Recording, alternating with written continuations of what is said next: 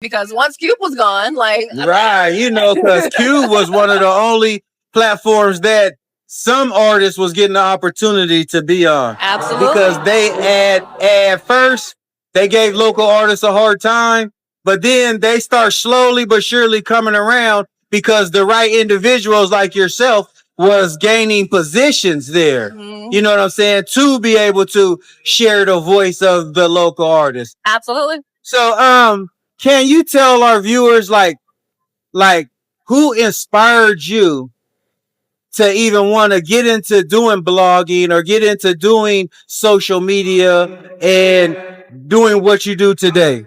It sounds so crazy, but I started my first blog all the way back in 2008. And am I allowed to cuss?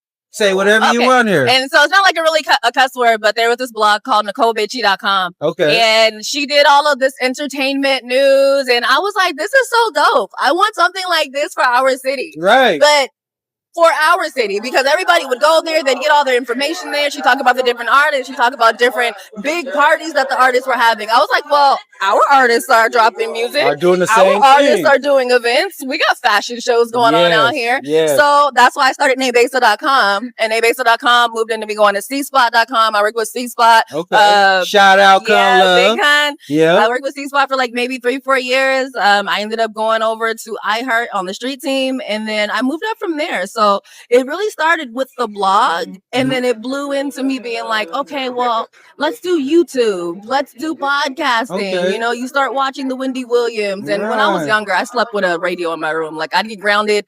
I'd be like, don't take away anything with my radio, okay? Like, I understand the TV has to go, but can we keep the radio? Right. So, you know, growing up, listening to Eddie Francis and them, it was automatic for me to want to be on Cube. Well, at least for me, it was automatic. And by being on Cube and then being on hits and then being on the radio all over the West Coast, it just kind of like grew from there. But I will say it all started with that initial seed of seeing NicoleBitchy.com.